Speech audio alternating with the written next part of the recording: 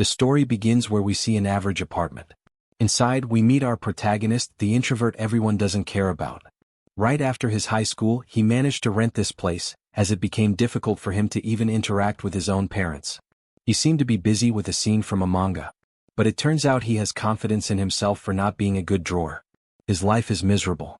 He is scraping change just to be able to live in this shabby apartment, which has a 30,000 yen rent. Despite all his effort, he relies on his second job a lot as well. Being able to buy a 20,000 yen stove was a blessing for him, but without any air conditioner, he is sure that he will die because of heat stroke. Now, he was originally a passionate manga fan and made his own manga. However, it didn't gain any viewership or public attention. Now, he tries to get lonely shut-ins to buy his disgusting adult manga that provides him enough to live by, but he does sometimes write original work as well. As his inner reflection goes wild, his eyes widen to see that this month, 3 people downloaded his adult manga, and this puts him in a good mood. His art style is gloomy. That is the reason his original work was never appreciated. And not only that, his drawings were also pretty bad. But complaining about life is nothing new for him. And he himself knows that he has no worth or value to anyone. And perhaps he will die off like this.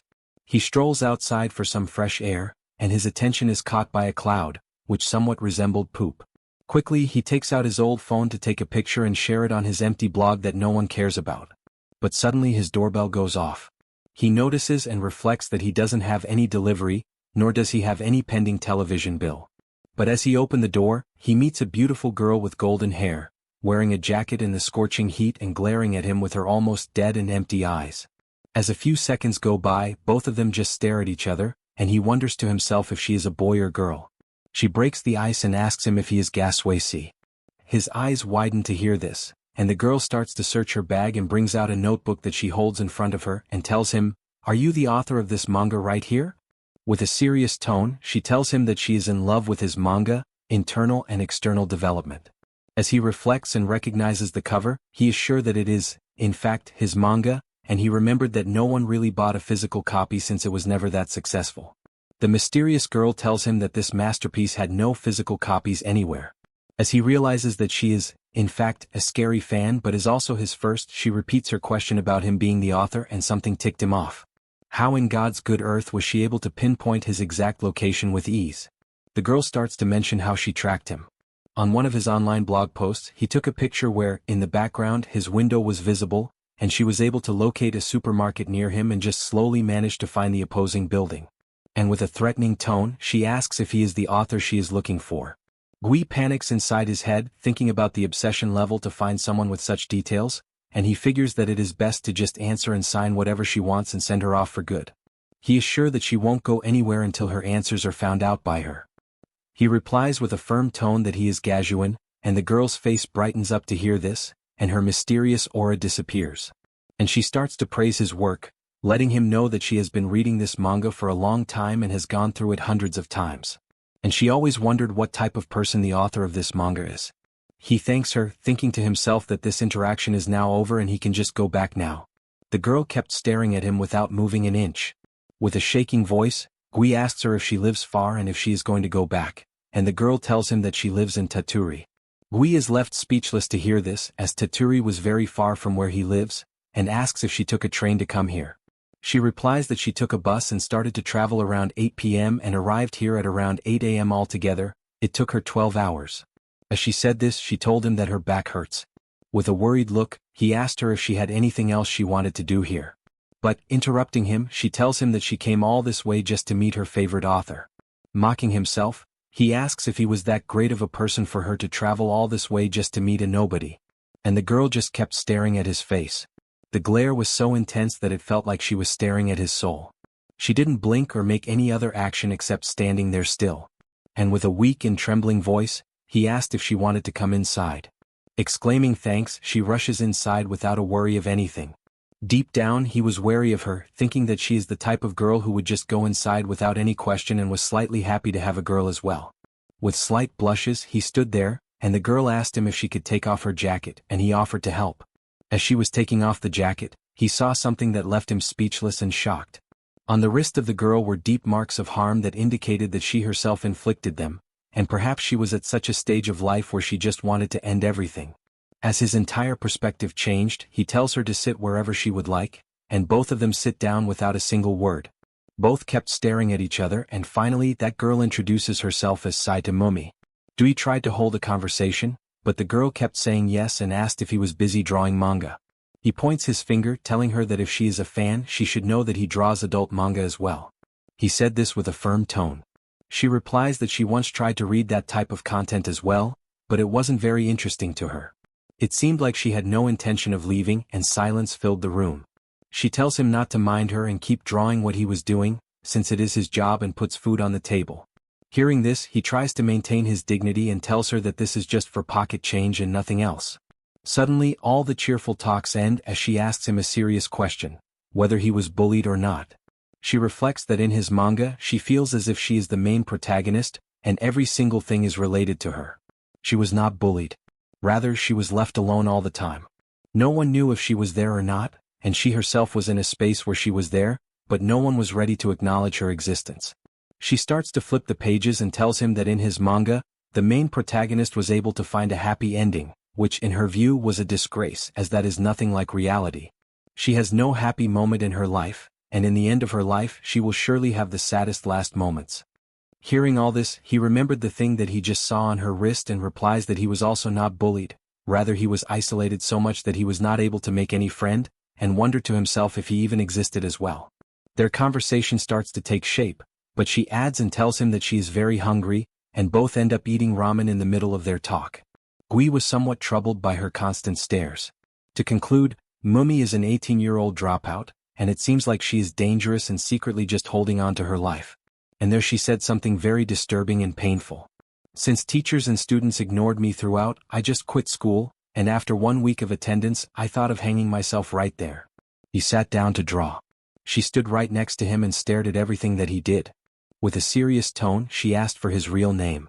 And with slight blushes, he tells her that he is Yoko Taku, and Mumi started to call him by his first name and continued to mutter it with a smile, but pitch-black dead eyes.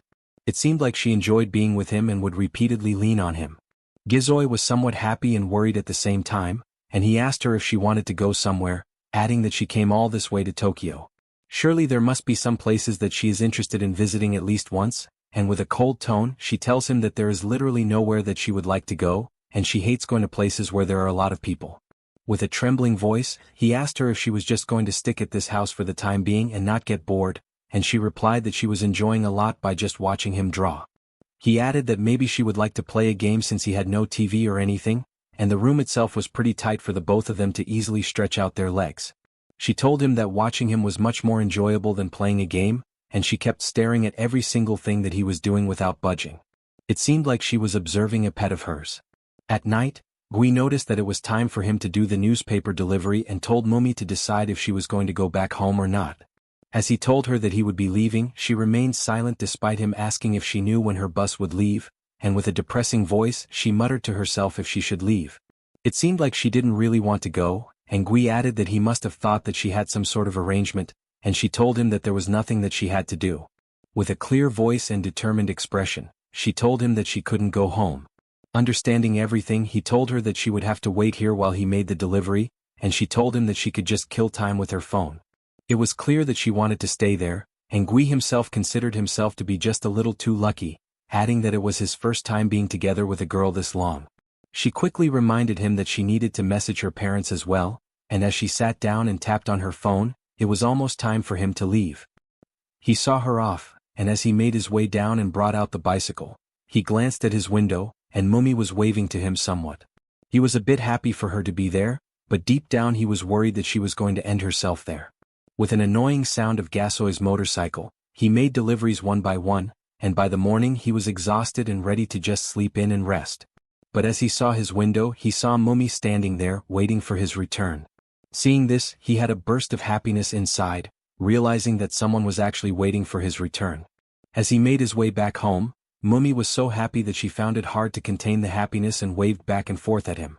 The first thing they both said to each other were kind exchanges of greetings. Hearing this, Mumi told him that there was no need for Gay to greet her. He asked if she was able to get a good look at the surroundings and neighborhood since it was a good time to venture outside, but with a serious tone, she told him that she waited for him there the whole time. His eyes widened as she was standing there for hours upon hours, and he asked if she came back inside, and she replied that she had no idea when he was going to return. It seemed that Kazui was late, and he reminded her that he told Mumi that he'd be back by 5, and she replied that he never said that. Instead he told her that he'd be back by 2. As it seemed like Mumi still had troubles inside her head, with a troubled voice, he apologized. As they sat down, it was clear as day for Gasoi to realize that she was sleepy, and all the standing and waiting took a toll on her. Kazui got up to prepare some futon for them. He told her that he only had one futon, and she could have it since her back hurt, and he would be sleeping with a blanket. Gui noticed that throughout their conversation she would always answer with yes and no, and she never used any phrases like, "I will think about it," or "What should I do?" Both lay there, and Gui decided to face the other way to avoid awkwardness, and Mumi just kept staring at him from behind. Although Gasoi was shy, he enjoyed it somewhat. In the morning, Gasoi got up all sleepy and glanced at Mumi, who was sleeping soundly without any worry in the world. As he noticed, he could not believe that such a pretty girl was sleeping right next to him. And he decided to check his mobile to find a comment on his empty blog. A person was telling him to do more NTR manga. As he thanked him for his previous purchases, he decided to work on that. But he couldn't help but notice that there was a strange smell coming from where Mumi was sleeping. He strolled around her to check, and suddenly he saw something that shook his core completely. There it seemed like Mumi was bleeding from her hand. Quickly, he flipped the blanket away to check, and there she was lying after hurting herself, bleeding intensively. He panicked and tried to wake Mumi up, and she grunted in pain. He told her, "Why did you do it?" and with a shaking voice yelled that he must call the ambulance. Mumi, with a firm tone and serious face, told him that this much wouldn't kill her or anything. As he calmed down a bit, she asked him to just help her with some band-aids. Carefully, he patched her up, and she apologized and asked him if she had done something that she should not have done, and added that he had been quiet. Her reason for attempting that was simple. Yesterday she was so happy that it was ages ago that she ever felt this way, and the time she was enjoying was about to end because she was about to fall asleep, and this caused her to have flashbacks of the past that made her anxious. She was sure that the moment she were to wake up, there would be nothing but painful memories waiting for her. So, Mumi told him that she thought it would be better to just end herself while she was enjoying herself the most.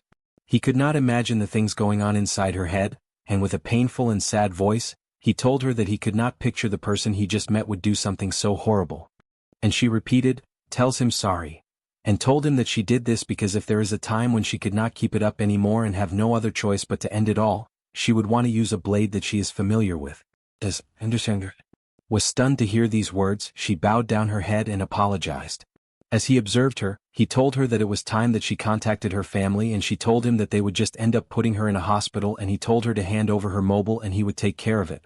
Gasu was shocked that he could not help but slump down from the thing he witnessed. He stretched his hands out and she grabbed them. He himself reflected that he had flashbacks that were so painful that it made him want to end it all as well. But there were many potholes in the way that made him rethink and strive for living, and he was always fearful of such a thing. However, this all does not work on her, as she is ready to just get up and do it tomorrow. As he stared at her, he knew that it would do no good to just blame her. It is obvious that she was pushed to this point, and giving any parental advice will be a serious bad thing. This soy gets up, and with a harsh voice he told her that when he and she would decide to sleep, all she is to do is sleep and nothing else. With a fearful voice she replied, "Okay, we will just sleep together." And Desoy realized that he needs to think carefully of every step he takes now, or she would just let herself bleed out. He is ready to monitor her when they are sleeping together, and he starts to imagine himself being inside her shoes and lists out things that she could be going through, from self-hatred to depression and other serious mental things. And with a sigh he controls himself and tells her to change the topic for now, and tells her that he will be going to the supermarket and would she like to hang around later. Both of them walk side by side, and he told her that it is pointless to talk about it, as it is best to take it slow, and it is very refreshing to take a small walk when you are feeling down. He decided to make her feel at home, and he started to list the things that he enjoys and does. With a finger point, he shared that over there is a swimming pool that he loves, and asked if she can swim as well. And she replied that she has never swam, and he broke the ice and shared that he takes a bath there for just 460 yen every time to save a ton of money. Mumi exclaimed to find this out. As their conversation began, she shared that her brother have expensive showers as well that he enjoys. And their talk leads Mumi to share that she brought 30,000 yen with herself for food, and with a serious tone asked him if he would like to buy a shower head for himself. Shocked to hear this, that she is ready to just hand out all her money. An awkward silence fills their atmosphere and he reminded her that they are here for shopping and they started to move. On their way, a child was playing with a dog and the dog changed its direction and ran towards Mummy. As she noticed it, she kicked the dog hard that it flew over and landed while grunting in some pain. Gasway was blown away by this and the little kid ran off to her mother complaining about what Mummy had just done.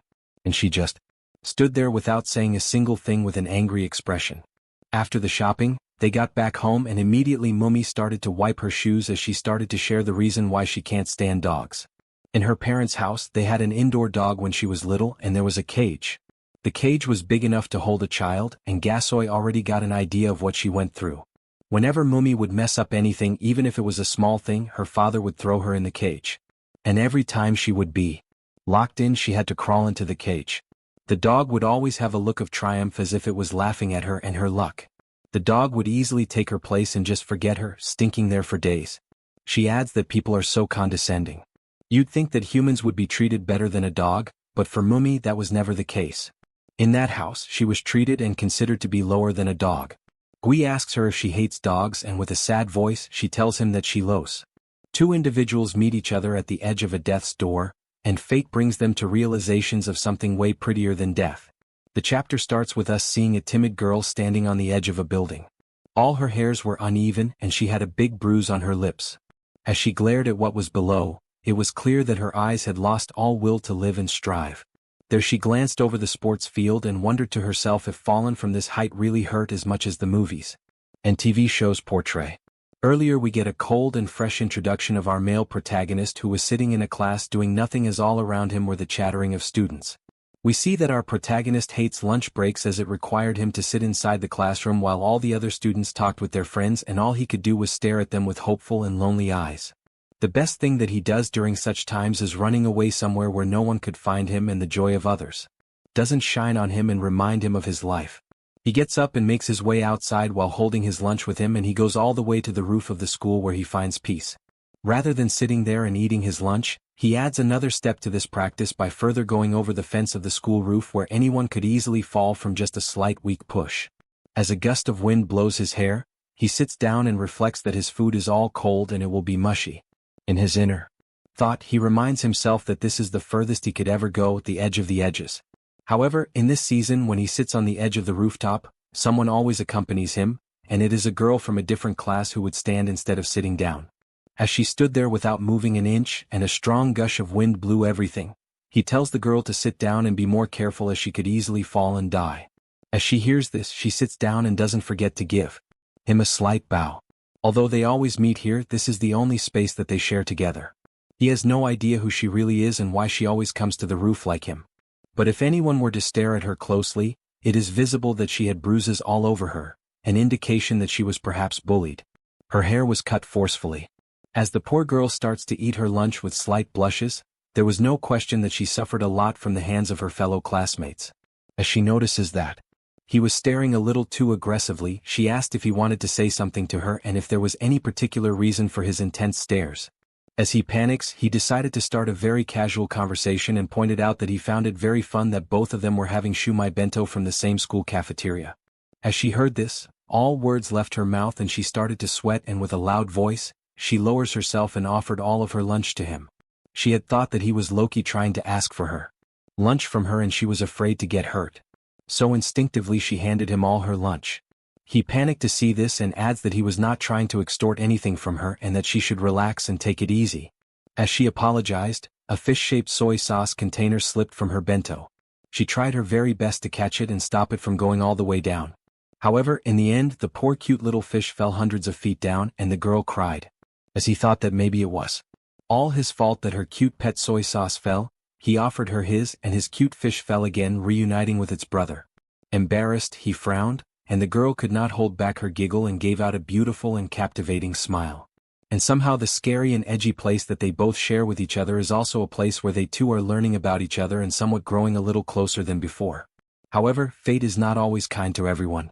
The boy himself was a victim of constant ongoing bullying for a long time, and there his bench was marked and hurtful words were written on it telling him that he is a human trash and he should just perish.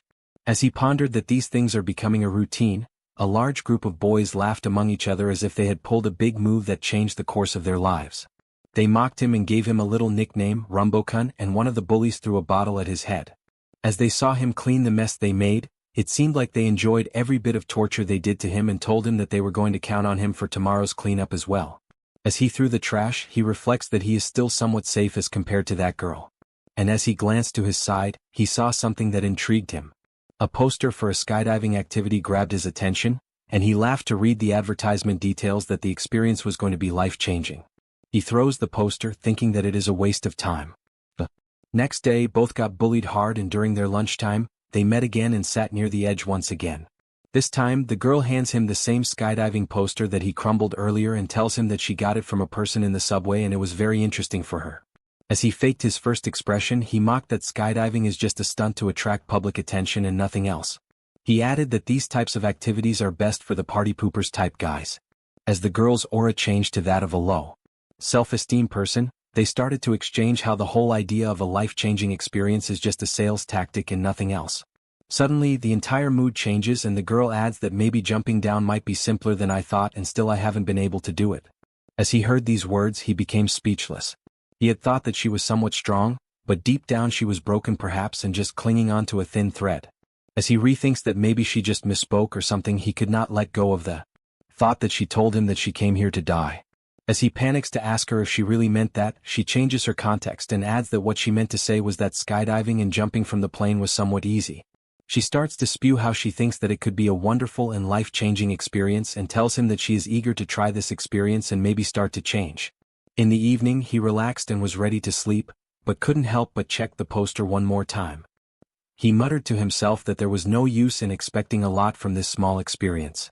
He pondered if humans are just that simple and if one moment can just change their fate once and for all. The thought of her jumping down with a parachute to help her change made him giggle and laugh. All the torture and severe bullying that she endured for ages, constantly messed up hair, bruised legs, serious burn scars on her hand. Does she really think that she can forget all of this just by jumping from a plane? Deep down he was serious and believed that humans are surely not that dumb and there is always a slow process which corrupts every good moment in life. He was somewhat sad as well to think that she would stop coming to the roof with him. And he shut his eyes thinking that life is fast and unpredictable and prayed that God would pour rain on that day so the plane wouldn't be able to fly. Then came the day of the brave jump. There the sun shone brighter than ever and there were no signs of rain. A loud man was screaming at the top of his lungs, telling them that today was going to be the best, and introduced himself to Bika. His pure aura made the boy sure that he was a son himself, and he glanced to his side to see the girl and there were no signs of her being present. The instructor himself asked if there was a girl named Suzum here, and finally we learned the name of the girl. Everyone was startled to hear a loud voice from behind. And there Suzum ran all the way and panted for air while telling the instructor that she was sorry that she was late.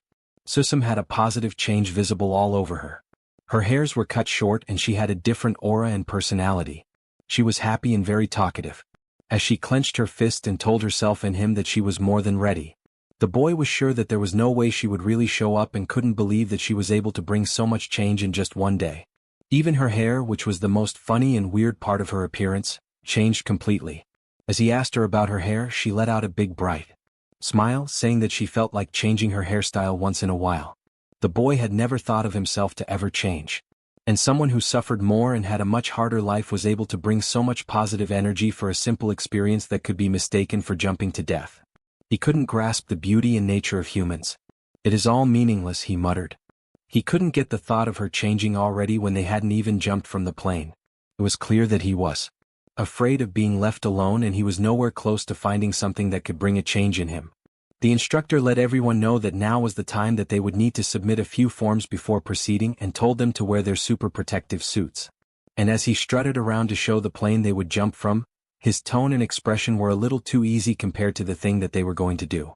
Moreover, the name of the plane was the most weird part. The plane was called Flyer Penguin Boy. As they started to wear their suits, he noticed that Susan was doing just fine for herself and was strangely a bit distant from him. He kept glaring at her, not accepting the fact that she had changed. And the instructor sneaked behind him and asked if he could help them in their young puppy love trouble. The instructor was so close to the boy that he panicked and reminded him to maintain his personal space. He told him that he had been staring at her for a long time and it was obvious that he was in love and that there was some sort of trouble going on between them. With a slightly serious tone and angry face, He looked at the instructor and told him that it was all his fault. He was able to hook Suzum with a false advertisement of a life-changing experience that she mistook and now expects too much from this. He adds that she even cut off her hair to make her change more psychic. With a troubled expression, he tells him that he made an innocent and struggling girl believe something that is going to break her hope from the first step. He just felt very sorry for her and her beliefs. Hearing this, all the happy and joyous persona he had went away, and the instructor told him that if he thinks a human or she is that weak of a person, then he is wrong. During his career, he tells him that he has seen a lot of people going through heartbreak, tried and exhausted workers, exam takers and other people with self-interests, and looks at him and tells him that the persons who decide to jump from the high altitude are the people who have made their resolve already. With a thumbs up, the instructor tells him to hurry up and listen to his girlfriend's resolve and why she decided to change and jump and support her rather than doubting the process and results. Time passed and the time to board was here. There, Susan repeated the question the boy asked about her reason to jump. As she took a pause, he thought that maybe he overstepped his boundaries with her, and she started to share why she wanted to do that. And the reason was that she wanted to sever and end her attachment and lingering to the rooftop. All her life she would constantly get hit so much that she began to feel numb. The hideous type of bullying was unstoppable. Every day someone would push their cigarette on her skin, and her hair was a practice target for bullies to mess up and make fun of. The pain and suffering she endured became so heavy that she couldn't breathe. And whenever she would decide to end the suffering, she would come to the roof. However, taking the last step was always the most difficult part, as she was always scared and afraid and deep down always hoped that maybe one day she would do it. But not today. This continued, and she started to smile at people who did her wrong every day. And on the other side, she was too afraid to jump. This prison that she was in for most of her life was so painful and difficult. And she even wondered if this is how all her life will be played out. And as she looks at him with a hopeful and determined look, she lets him know that she wants to move on. And for once in her life, she wants to get up and muster the courage to do something else with all her heart and effort. In her eyes, she knew that she was a loser. But the hope and will to change was so strong that she overcame the trauma and scars. And there he was, so stunned that he could not form a single sentence, and mutters to himself why the hell he can't say anything. The weak and timid little Sism that he thought she was actually completely different.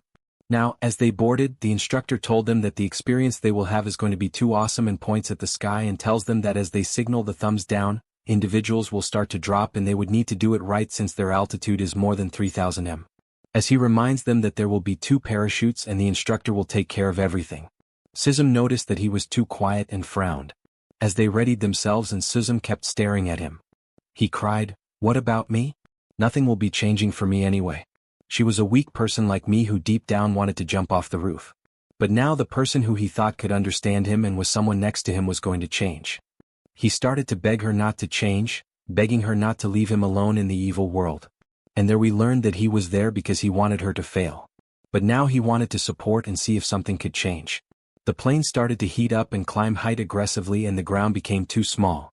He saw Suzum shaking from the height. The strong girl she was earlier was struggling, and now he wanted to see if she could really change and decided to help her by his words. Although she was with him for so long, he never really got to know her. And as he looked at her, she was muttering the words, "I can change. I can change," over and over. He mustered a bit of energy in himself, forgetting the past and supporting her in this. And he couldn't help but yell in a cracking voice that he wants to change as well.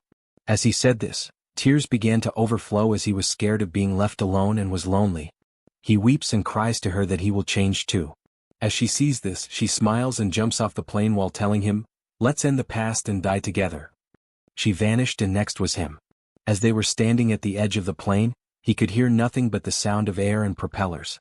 Without any pause of words, they jumped down from that height into the wide, bright blue sky. And when they jumped, they resembled insects in comparison to the sheer scale of the sky. The wind pressure was so intense, and the fear inside the boy was too great. Throughout the way, he closed his eyes shut, refusing to open them. And the instructor from the back yells that he should open his eyes so he may not miss this magnificent view that will be with him for the rest of his life. And there he opened his eyes to see the creation of God, so pure and beautiful that we can only imagine. The bright sun rays fell on the green ground, illuminating its color, and the rivers resembled the veins found inside the human body. As they opened their parachute, he shook from the impact.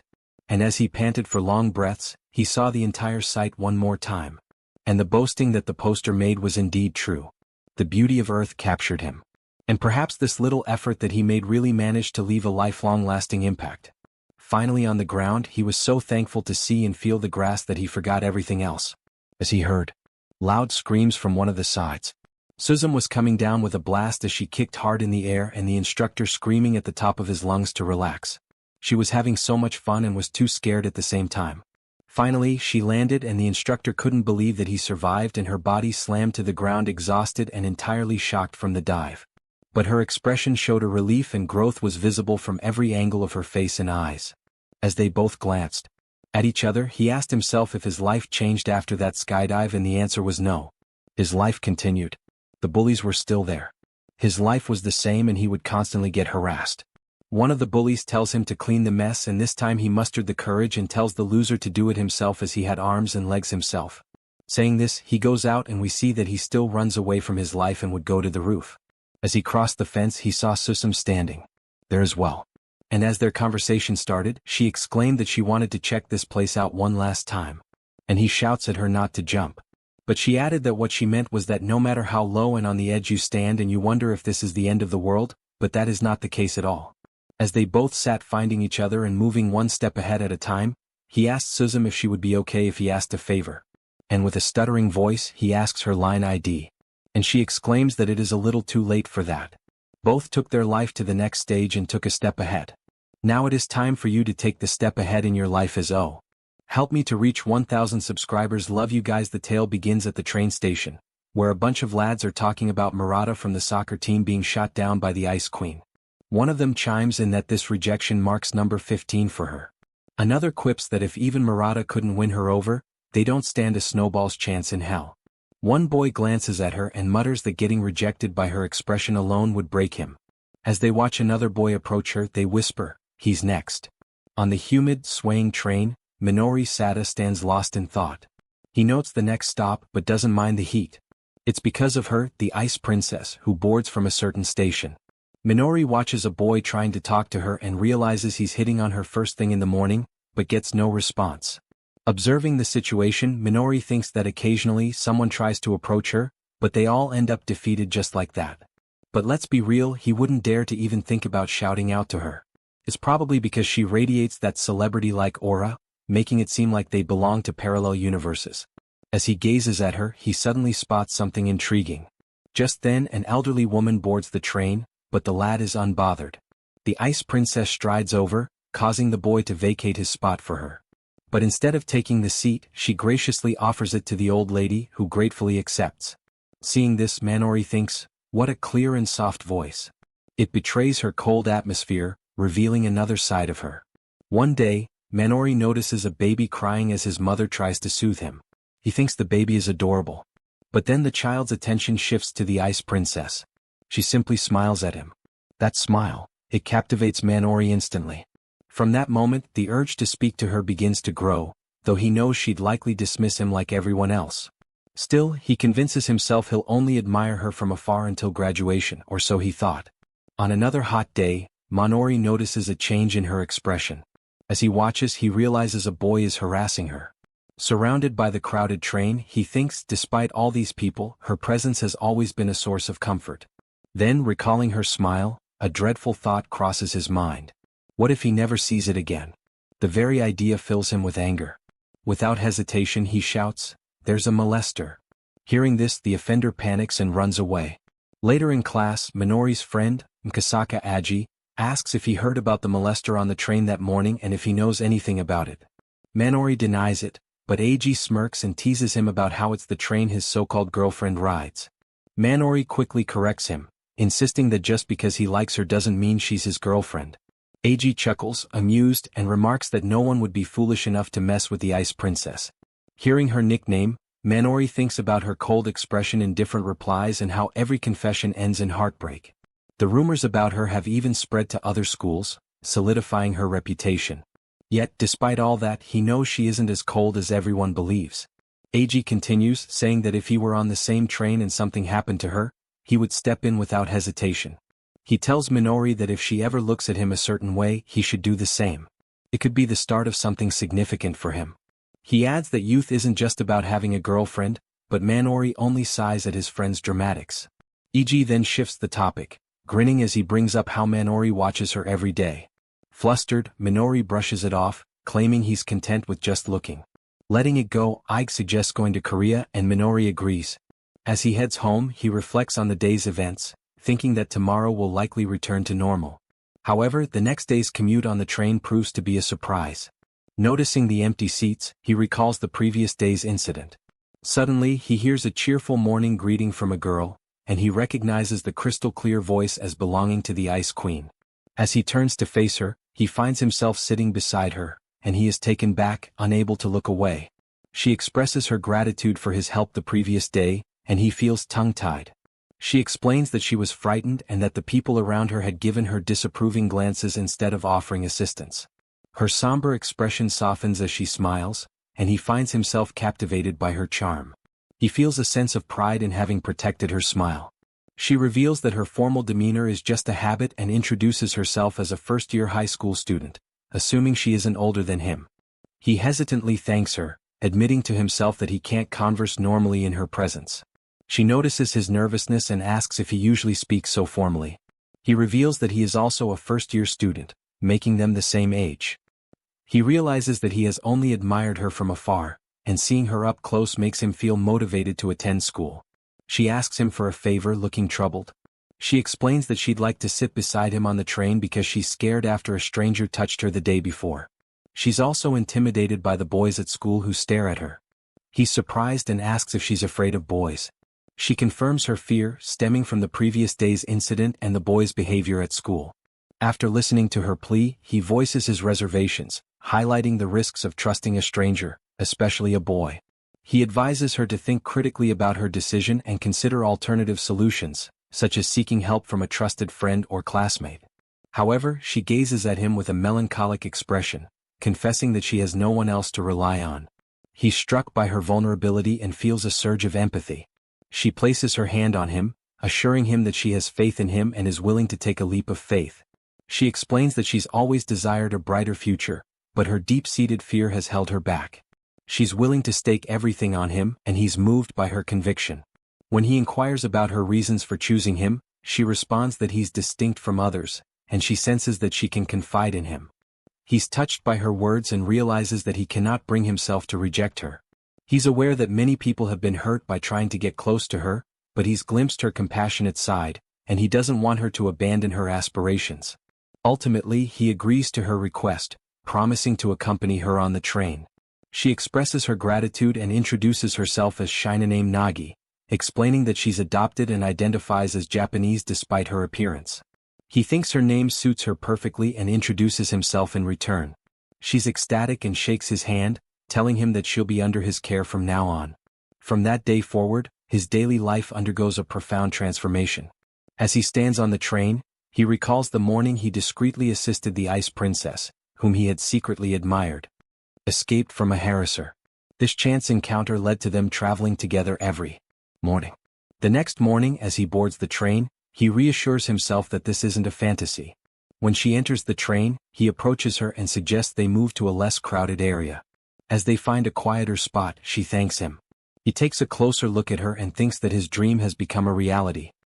He reflects on her reputation as the Ice Princess earned from her poised demeanor and icy responses to unwanted advances. Despite her tough exterior, she radiates an aura of beauty and strength that inspires him.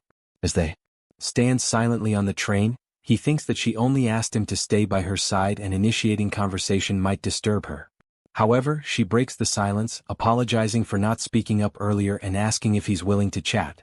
He responds by saying that she needs to gradually overcome her discomfort around men. She agrees and they begin a tentative conversation. When she asks what they should discuss, he admits that he's not experienced in such situations. She shares that she's unsure what to talk about outside of her family. He sympathizes, revealing that he doesn't often converse with girls. After a moment's thought, he asks about her hobbies. She smiles wryly, thinking that the question sounds like something from a matchmaking interview. She reveals her passion for Japanese traditional dance and her practice of tea ceremonies and flower arrangements. Impressed, he responds that her interests are quite remarkable. Given her refined hobbies, he thinks that her elegant demeanor is no surprise. When she asks about his interests, he humbly replies that they're nothing compared to hers. He mentions his enjoyment of anime and manga, which she surprisingly appreciates as fine works of art that evoke emotions and thoughts. As they approach her stop, she thanks him again and praises his kindness.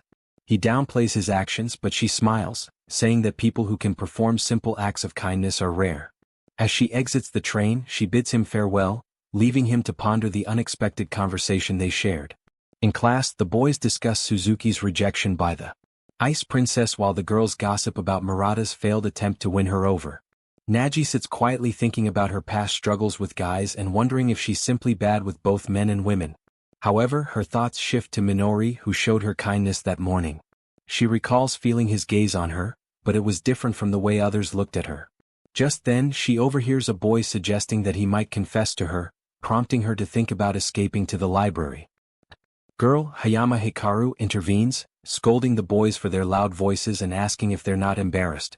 The Ice Princess watches as Hayama sends the boys away, then winks at her. During lunch, Hayama approaches the Ice Princess and asks to speak with her privately.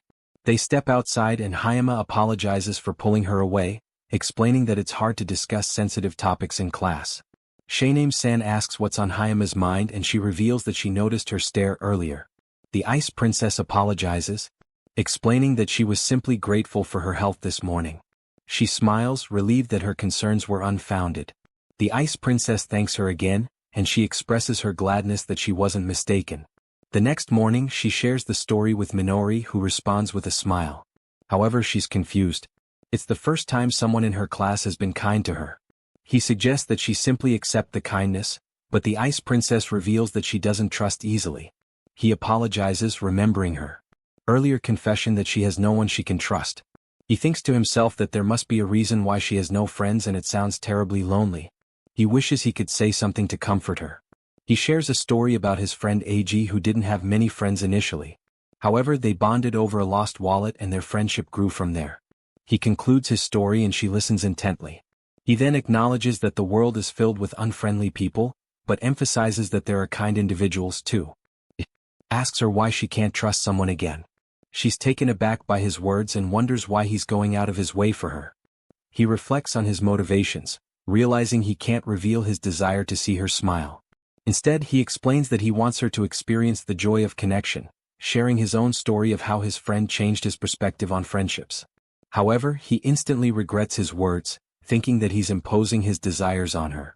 He apologizes and tries to downplay his previous statement, asking her to forget about it. She reassures him that it's fine and encourages him not to look so gloomy. She suggests that she might give his words a try and asks him to be there for her if anything happens. As they prepare to part ways, he inquires about her safety, offering to accompany her home. She's surprised by his offer but graciously accepts. They discuss their train schedules and he discovers that they take the same train home. As they bid each other farewell, she confesses that she's had a surprisingly enjoyable time with him and looks forward to their next encounter. He reciprocates her sentiment and they part ways, both anticipating their next meeting.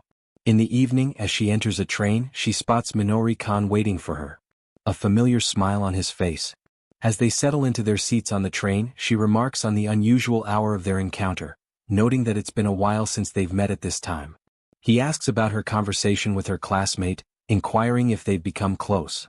She sets in straight, explaining that while they're on good terms, their relationship doesn't quite qualify as friendship.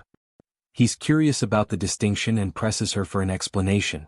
She playfully deflects his question, leaving him to ponder the difference between friendship and just knowing someone. He asks again but she hushes him, calling it a secret. He finds her reaction adorable. As the train rolls on, he asks about her stance on confessions. Her response is certain. She's not interested. She explains that the guys who've mustered the courage to confess have been, in her opinion, utterly unsuitable. Minori listens intently, sensing that there's more to her story than she's letting on. He wonders aloud if there's a reason why she struggled to form meaningful connections with her peers. Is it something about her or is it a result of the people around her? She turns the tables, asking if she can repay him for his kindness. He objects, insisting that no repayment is necessary, but she's insistent. When he asks about her academic prowess, she reveals that she's a high achiever with one notable exception, English. His raised eyebrow prompts her to tease him about his surprise and he acknowledges that everyone has their weaknesses. The conversation flows easily and he finds himself feeling more and more at ease in her presence. She opens up to him about her struggles with English, revealing that she felt overwhelmed when a foreigner asked her for directions. He listens attentively, pointing out that people likely assume she's proficient in English due to her academic excellence. He asks about her knowledge of Japanese classics, and she replies that aside from English she's strong in all subjects. He requests her help, asking if she'd be willing to tutor him, and she agrees, saying he can count on her. As they approach her stop, she comments on how quickly the time has passed and he walks her to the door. As they part ways, he's struck by a feeling of emptiness. The next day they meet again on the train and she begins teaching him. She's impressed by his rapid progress, and he credits her effective teaching methods, as she breaks down complex concepts into simple, easy-to-understand language. He finds himself drawn to her patience and clarity. Her closeness is distracting, and when their hands touch, he's captivated by her scent. She interrupts his reverie, asking if he's grasped the concept. He apologizes, admitting he didn't quite follow, and she offers to explain it again in simpler terms. He's aware that his heart is racing. Later, alone in her room, Nadi smiles as she reminisces about the fun day. As she settles into bed, she thinks about preparing for the next day, only to realize it's the weekend. A smile creeps onto her face as she thinks about wanting to see him. She blushes quickly, justifying her thoughts as mere friendship. She reflects on how Minori-kun is unlike anyone she's ever met. He's kind to her without any ulterior motives, seeing her for who she truly is. His presence makes her feel at ease. She thinks about organizing a group study session, hoping to spend more time with him. She wonders if he'd accept her invitation. As she drifts off to sleep, she recalls her parents' words when they asked her to join their family. She opens her eyes, scolding herself for being foolish. She vows to give her all, just as she has for the two people who saved her. On Monday morning, he notices she's acting strangely. She catches him staring and asks what's wrong. He says she seems more distant than usual. She denies it, her expression unreadable. As he picks up on some weird vibes, he can't help but feel like she's distancing herself right when they were finally hitting it off. He reassures her that he'll always be there for her and never break her trust, pleading for a chance to keep his promise, even though he's clueless about what's going on.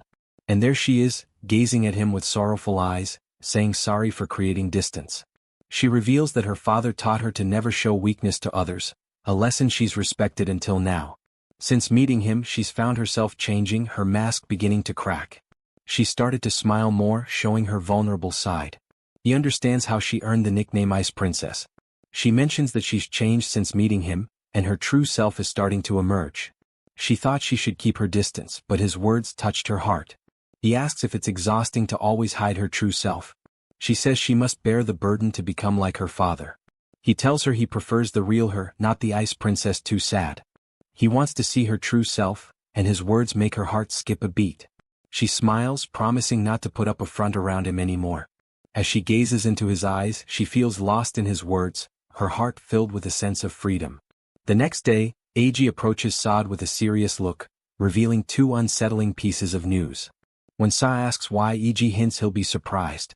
In a quiet tone, he shares that the Ice Princess might be in a relationship, citing a witness who saw her close to a male student on the train. Eiji is stunned by Saad's calm reaction, but Saad simply suspects the rumor is about him. Curious, Eiji asks if he's recently started dating. Sa playfully dodges the question, amused by his friend's sudden interest. Eiji explains that Saad's cheerful mood and the faint scent of perfume haven't gone unnoticed. Laughing, Sa teases him and insists they're just friends, though he values their bond. Eiji presses further, pointing out his unusual behavior and asking if he has feelings for her. He denies having romantic feelings for her, but Eiji just chuckles, saying his emotions are easily readable. Eiji's expression turns serious, and he asks if he's certain he's not being deceived. He thinks that Eiji is genuinely concerned, but he believes she has no reason to mislead him.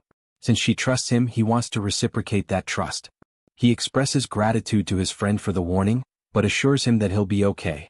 Eiji inquires if he genuinely believes he has a chance with her, to which our lad responds that they're not even close to being a suitable match.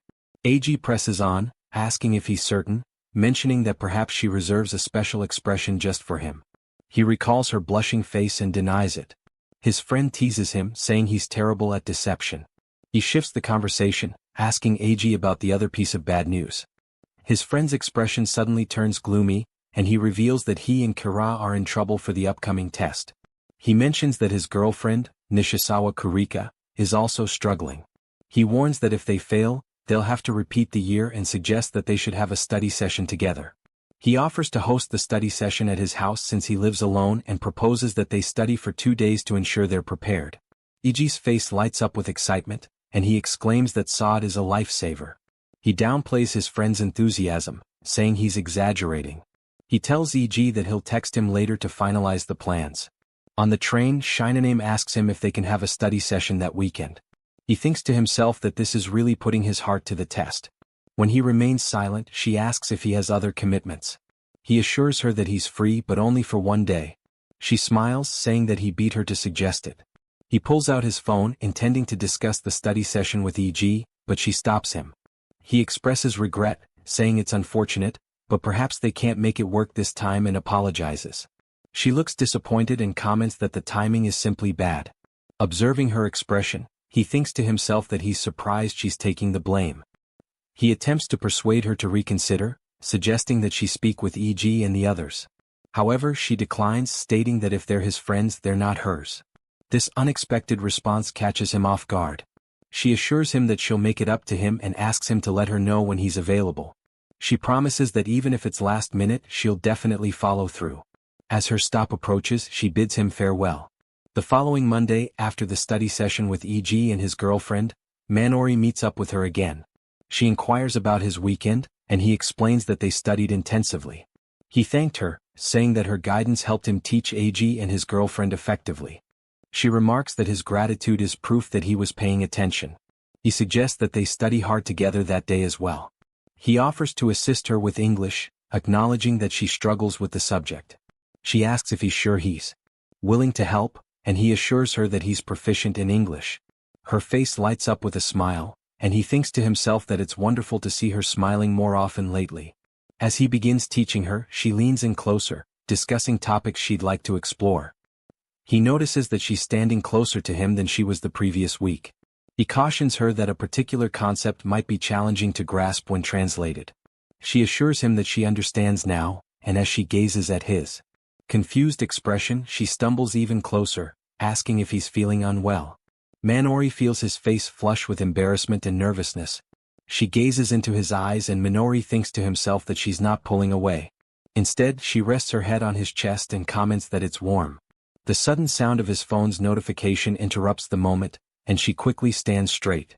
She remarks that it was incredibly cozy, and he thinks to himself that this girl is unusually honest. He glances at his phone where he sees a text from Iji. His friend invites him to join him and his girlfriend Kurika for parfait. The next day, Manori responds asking if he wouldn't mind his girlfriend having parrots with another guy. His friend reassures him that it's okay since it's him, and he wants to thank him for the study session as well. Shinaname notices his smile and comments that he looks happy. He admits that he's a little happy. She asks if she can inquire about the reason behind his happiness, and he explains that his friend invited him to have parfaits with his girlfriend. He adds that his friend isn't fond of sweet treats and his girlfriend enjoys socializing with others. Shinaname replies that she might be similar to Hayama in that regard. He mentions that his friend invited him as a way of thanking him for the study session. However, he tells her that he plans to decline the invitation. He had promised to spend time with her after school after all. She insists that it's fine if he goes, saying that he doesn't have to go out of his way for her. She proposes that they reschedule for later considering it's exam season, and she's already notified her family that she'll be returning home late. He inquires if she's truly comfortable with this arrangement, and she affirms with a smile, telling him to prioritize his friendships over their plans. He reflects that if she phrases it that way implies he's still not a significant presence in her life. She requests that he notify her once the details are finalized. The following day, Nori informs her on the train that he expects to finish up within 20 to 30 minutes, and they can reconnect on the same train later. However, she unexpectedly ends up at the cafe where he's meeting Kika. She hadn't expected to run into him here, especially since it was her first time visiting. Seeing him, she feels eager to talk to him soon. She arrives at the cafe and thinks that sharing the experience with Manori-kun would have been more delightful. Inside, he's indulging in Mont Blanc parfait with Kurika, who expresses gratitude for his help over the weekend and treats him to dessert. He jokingly remarks that they'd better not fail their exams after intense studying. Just then, Shinaname enters the cafe and thinks to herself that she has desired to accompany him. She recalls that it wasn't long ago that she established boundaries in their relationship. As she observes him with Kara, she thinks that her presence might cause him undue stress, especially since she's the one who permitted him to meet up with his friend. She tells herself that it's best to depart. As she exits the cafe, she reflects that she can't restrain him for her own benefit. A tinge of sadness washes over her, and she wonders what's amiss, considering she hasn't previously felt this way. At night, she convinces herself that sleep is simply not on the agenda for tonight. The memory of that heartbreaking scene causes her heart to ache. In a classic case of self-blame, she declares herself to be the ultimate villain in this drama. The following day on the train, he casually mentions that exams are starting and he's feeling pretty confident, all thanks to her study help. However, she's too caught up in her thoughts to pay attention to his words, prompting her to quickly apologize for zoning out. Little does she know, he's puzzled by her recent strange behavior and wonders if he's somehow upset her. He then imagines how he would feel if the roles were reversed and she was seen having lunch with another guy, deciding that he would definitely feel a twinge of jealousy as well. At school, she's busy with her work, looking sad. Hayama approaches her and asks if she can lend her some of her time. She agrees and accompanies her friend. Outside the classroom, Hayama asks her what's wrong. She replies that it's nothing. Her friend then points that she's in love, which shocks her. Her shocked expression amuses her friend, who comments at her flushed face. Shinaname admits that she was just a little surprised. Ayana repeats her question and inquires if she fought with her boyfriend. She surprisingly reveals that he's not her boyfriend. Hayama laughs and teases her about her expression. She composes herself and offers a playful apology, claiming she was simply caught off guard, but actually thrilled. Her pal grins and reassures her that even robots have their moments.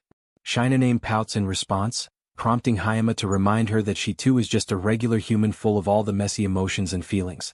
Hayama's smile widens as she confirms the rumor of her conversation with a male student on the train. She then requests that she share her romantic story with her, suggesting that bottling up her emotions might have consequences. Shinaname considers her friend's trustworthy nature and decides to confide in her. She begins to recount her experiences with him, including the aspects that have been troubling her. Her friend listens intently before interjecting and pointing out that Shinaname is deeply in love, and it seems that this is her first romantic experience, leaving her feeling perplexed. Her friend asks her if her heart has ever skipped a beat when she's around him. She reminisces about the moment she hugged him and acknowledges that her heart did indeed flutter. She reveals to her friend that being near him brings her a sense of comfort and reassurance, dispelling her anxiety and nervousness. Even the emotional barriers she's erected begin to crumble, and she forgets the lessons her father taught her about maintaining a guarded demeanor. Hayama's expression turns thoughtful, and she suggests that her feelings might be more akin to a deep attachment rather than mere love. She also points out that her discomfort with him being close to other girls is a telling sign of her strong emotions. Her friend advises her to set aside her feelings for the time being. The story begins with a girl laughing at the MC, asking him to show everyone how pathetic he looks when frustrated. She tells him to entertain her. She adds that just being childhood friends with him is already bad enough. At that moment, he felt like something inside him had snapped. Ruaki Shiki is not just a normal girl. She's a super popular idol and the granddaughter of Towaki, chairman of the massive Tikai Group, a huge corporation that holds control over Japan. Her wealth and power are on a completely different level from ordinary people, making her seem like a picture-perfect princess. In contrast, the boy's name is Kazuma Suzuki, a gloomy and plain guy with no girlfriend or even friends in general. He's basically the poster child for a social outcast. If he has any distinguishing feature, it's being the childhood friend of the great Rua Takayashiki, and that's about it. That's why he's always lived under Rua's shadow. But he doesn't wish to be special like her. He just wants to be normal, have friends, and maybe even get a girlfriend. He once told Rua about it, and her response was she asked if he was stupid, saying that a social outcast like him should know his place. She added that his only value was being the childhood friend of the great Rua, and that had already used up all his life's good fortune. She made sure he understood his place. Rua told him again to stay in his lane, and even added that his face should know its limits based on his birth. The words Rua had spoken to him since childhood weighed down on him like a curse. But still, yearning for normality, he welcomed the spring of his first year of high school. While reading a novel, his phone suddenly beeped with a notification. He checked it and saw a message from Rua telling him to come to the station at 3 today because she was going to karaoke with Aicha and the others. He then thought of Ayacha, a flashy Gyra girl he had never even spoken to. Rua continued messaging him, reminding him that he had said he wanted friends and a girlfriend. She added that the best thing he could do was join the elite group and that he needed to take a step forward if he wanted to change. Kazuma thought this was his chance. He wanted to change, so he dressed up as best he could. He even gathered the courage to visit a hair salon. At the karaoke, he opened the door, ready to reveal a new version of himself. As he entered, the room was filled with Rua's friends, and everyone immediately started laughing and pointing at him. They questioned how he actually showed up, called him gross, and mocked him for even getting a haircut. The girls kept chattering, saying there was no way, and that they could even smell the salon on him. Rua then told her friends not to laugh, saying that he had tried his hardest to look good. She also laughed after that. Kazuma realized what this whole event was really about. Rua walked closer to him and asked why he was just standing there. She told him to cry for her and bet 10,000 yen that he would start bawling. Kazuma then asked if he had done something so bad that he deserved this kind of treatment. He asked again if he had done anything. Rua responded that it was obvious. She pointed at him and exclaimed that it was because he was her slave and that he should show her how pathetic he looked when frustrated. She ordered him to entertain her. With an evil smile, she added that just having someone like him as her childhood friend was already awful enough. Just like that, Kazuma felt something inside him snap. He realized that it was actually the sound of their bond breaking. He suddenly agreed with her, saying he felt the same way. He told her they should end their friendship right there and then. Rua was left stunned by his response. She started yelling, asking what he was saying, and questioning who he thought he was. He responded by asking if she hadn't just said she hated him. She shouted back, telling him not to be ridiculous and calling him an idiot. She added that he had no right, that she could hate him all she wanted, but he wasn't allowed to hate her back. Kazuma realized that this was the true peak of Japanism. To think someone like this girl was at the top of idol popularity. What a world we live in. He suddenly slammed the table and walked out. Before leaving, he reminded her that he meant every word he said. Rua was left speechless. One of her friends called Kazuma's action lame and said he should stop acting cool. Another friend told Rua she didn't need to care about Kazuma. Aicha suddenly spotted something at the table. There were now cracks in it and she asked if it was broken. Rua's friend started questioning whether having powers was possible. Another friend disagreed, saying it was already broken and that no one could break a table with their bare hands unless they weren't human. Another friend agreed. Rua is left shivering and her friend asks if what's being said is true, but she doesn't respond. Rua then shouts that she'll never forgive Kazuma for ending their friendship. Kazuma feels free now. He strangely feels refreshed and the scenery looks brighter than usual. He starts questioning why he had been taking orders from someone like Rua all this time. Now he feels he'd rather spend his high school life alone than bow before that beast in human clothing. He realizes that from now on he doesn't need to live as her shadow anymore. He is now free. That night, the chairman of the Tikai group and the headmaster of Tikai Academy, Takashiki Tao, is seen reading papers. Rua's cousin, Takashiki Sakura, appears to be speaking with him. Suddenly, Rua comes up to him calling him grandfather and he is excited to see her. She walks up while complaining that Kazuma was so mean to her today and that he told her he wanted to end their friendship. Sakura then asks Rua if that's true and adds that maybe Kazuma was just bored. Rua's anger continues to fume as she calls Kazuma a jerk and says he had never stood up to her before. Sakura looks at Rua after hearing her call Kazuma a jerk and suddenly asks if Rua might have said something terrible to him. Rua quickly denies it, saying it's not true. She adds that it's not like she only said things like because he's a slave or having him as her childhood friend is awful enough. She says that's all she said. Sakura responds that it's quite a terrible thing to say to someone. Her grandfather agrees, saying it's natural for Kazuma to be angry after hearing that. Rua is surprised her grandfather took Kazuma's side. She quickly denies any serious intent, claiming she was just teasing him a little. She explains that as soon as Kazuma started high school, he suddenly began talking about wanting friends and a girlfriend. She asks if that isn't strange. With rage, she shouts that it isn't normal. She adds that Kazuma has her, the world's cutest princess Rua, always by his side, yet he wants to be close with other people, especially other girls. She finds that ridiculous. She says that's why she was just a little bit mean. She argues that a little teasing never hurt anyone. She adds that no one else in this world understands him more than she does and that she loves him. Her grandfather suddenly agrees, saying she's right and that Kazuma is wrong. Sakura watches the doting side of him emerge. Sakura then comments that if Rua wants to make up, she should be the one to. Before she can finish, Rua exclaims that there's no way she'll do it.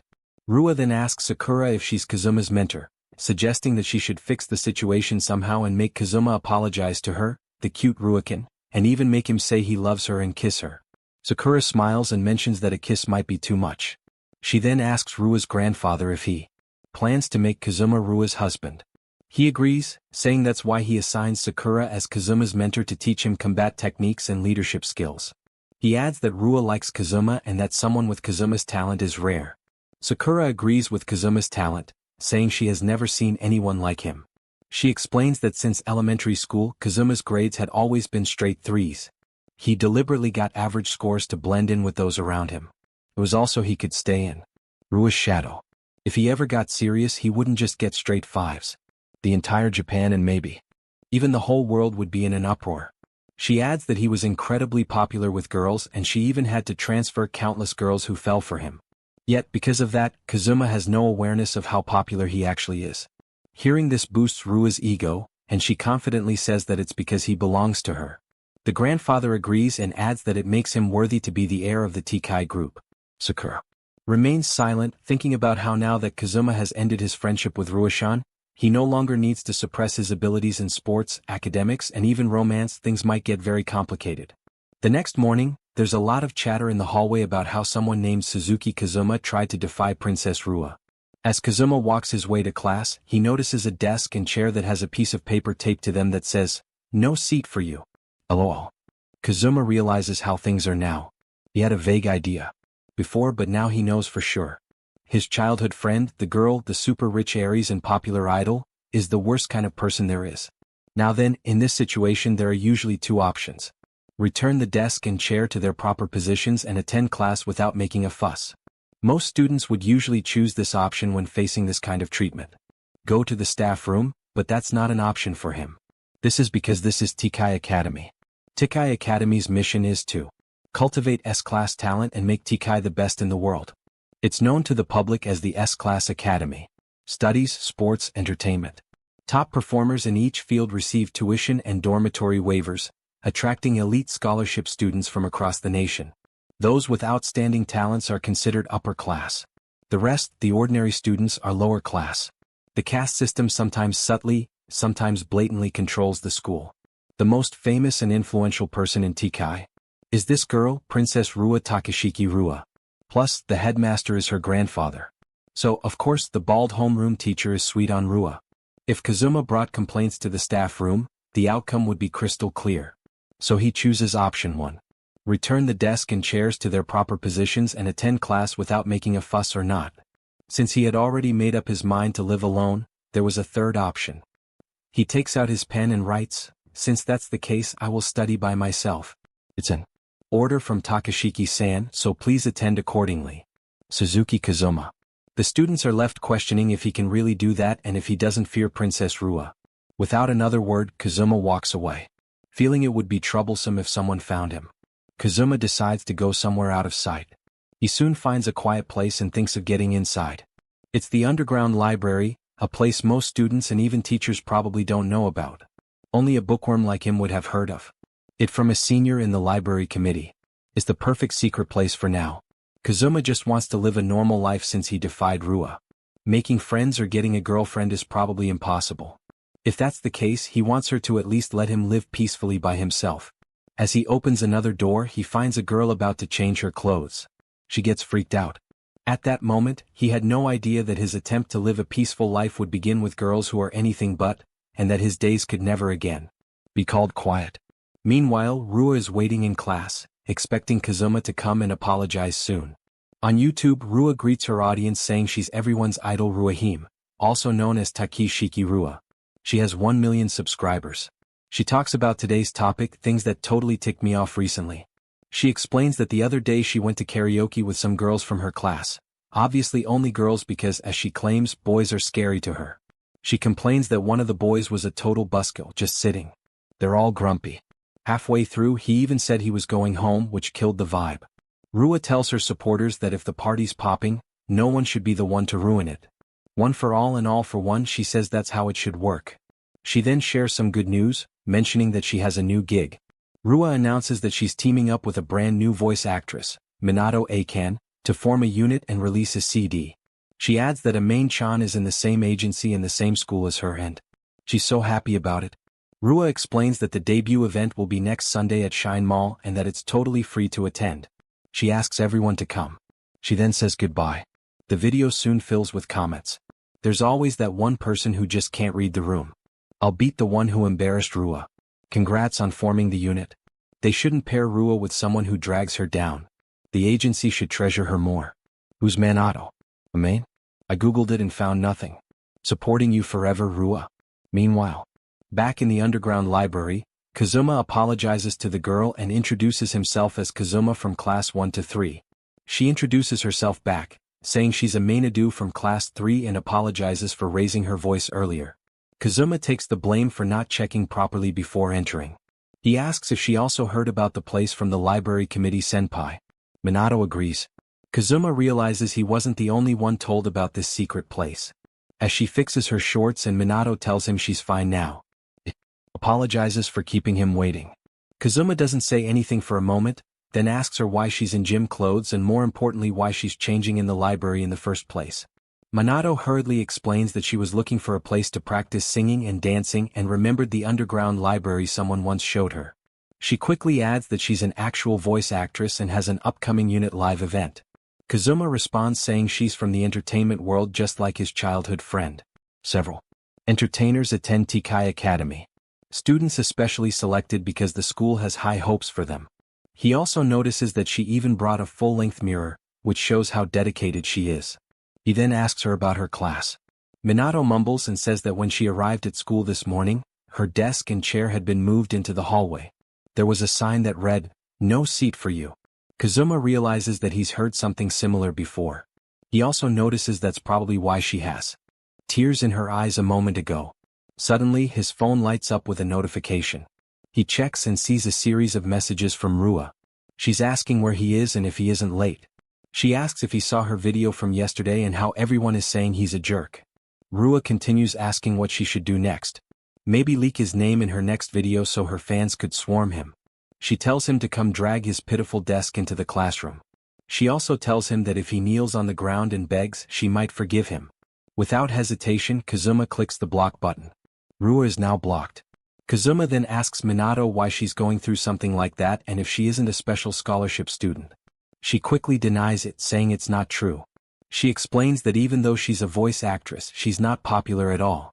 And both her face and her voice are like that too. Kazuma responds by saying he can't see her face well because of her bangs. He adds that her voice sounds pretty cute, like the sound of a bell rolling, and thinks it's a pleasantly memorable voice. Minato is suddenly flattered by his words. She turns away, denying that it's cute, and says there are many people with better voices in the idol and voice actress world. Compared to someone like Rua Takiki, she feels like she's nothing. She adds that even so, someone like her still ended up forming a unit with Risen, which is probably why she got bullied like that. She continues mentioning that even yesterday on her social media, she got a ton of comments saying that if she teamed up with Ruahim, Rua's status would drop. Kazuma can't help but think about how awful Rua's fans are. Guessing pigs really attract pigs. He suddenly asks Minato why she ended up teaming up with that pig. Referring to Rua, Minato is surprised by Kazuma's words.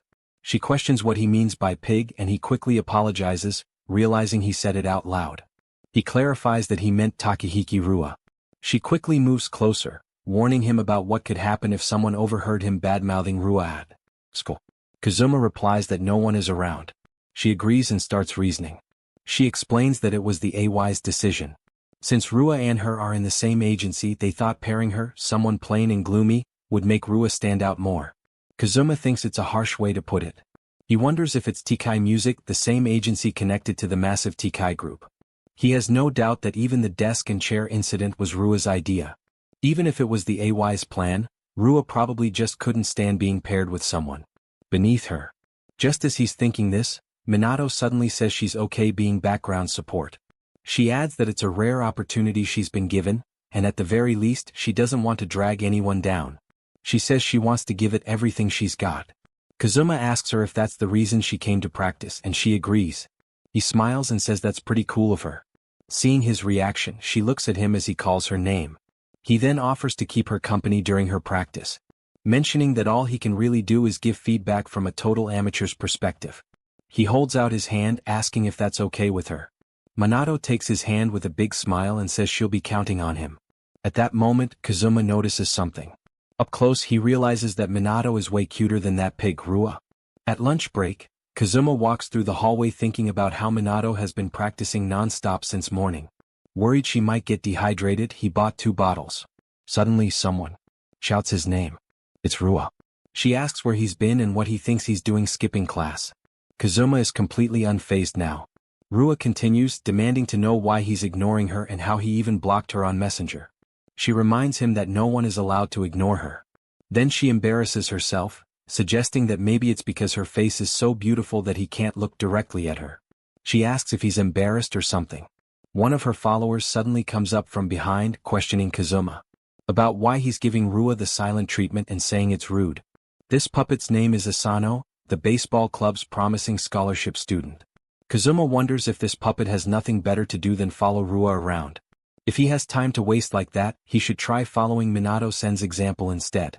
Asano gets angrier as Kazuma stays silent, accusing him of mocking him with his expression. Asano gets ready to punch him, demanding that he say something. As he throws the punch, it goes straight through Kazuma.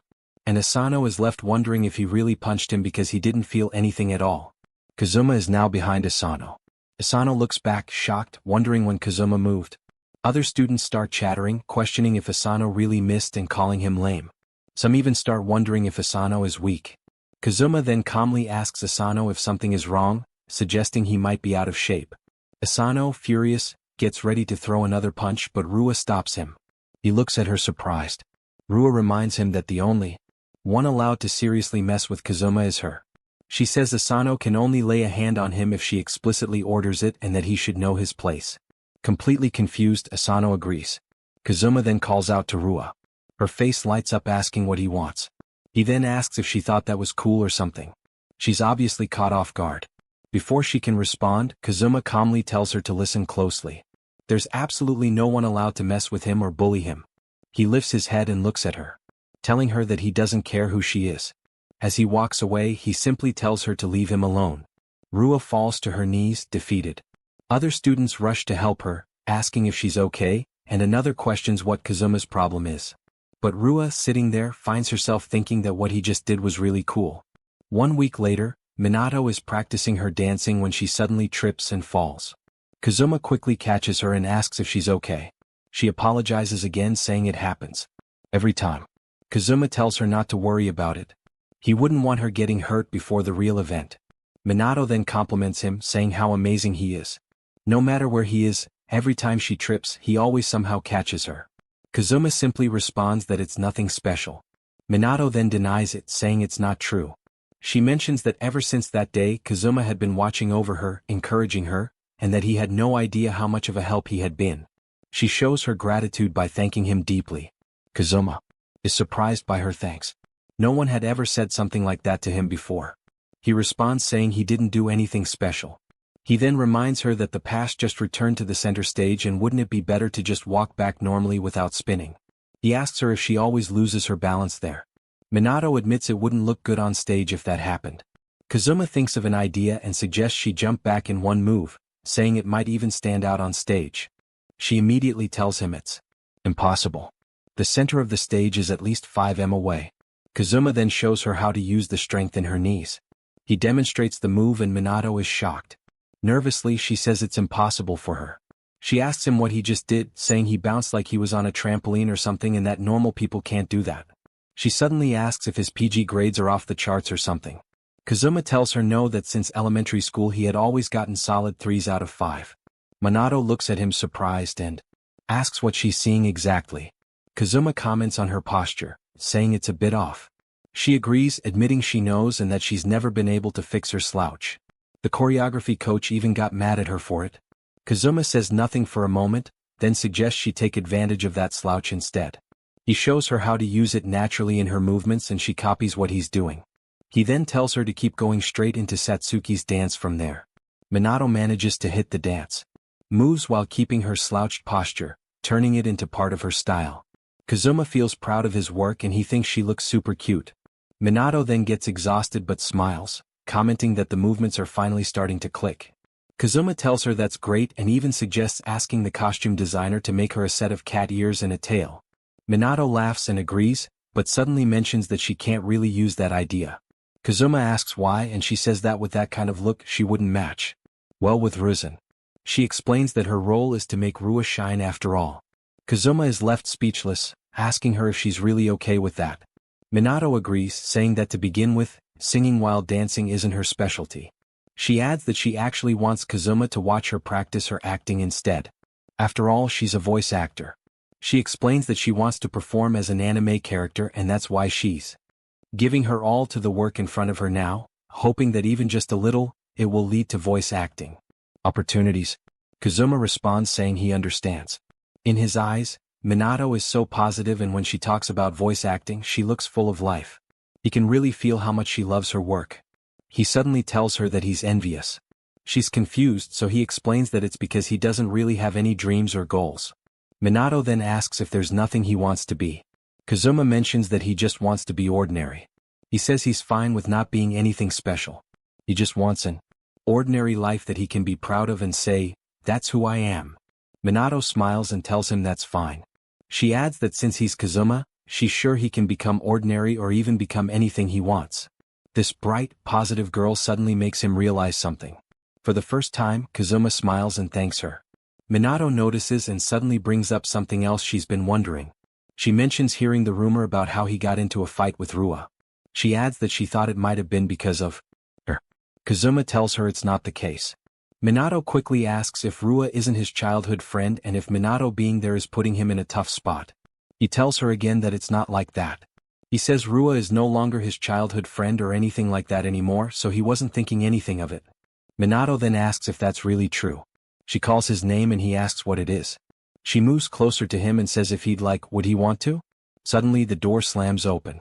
It's Rua and she does not look happy at all. She demands to know what Minato is doing with Kazuma in a place like this. Rua stands there acting like a wife, even though her chances are already long gone. As for Minato, she's stunned and genuinely scared to see Rua.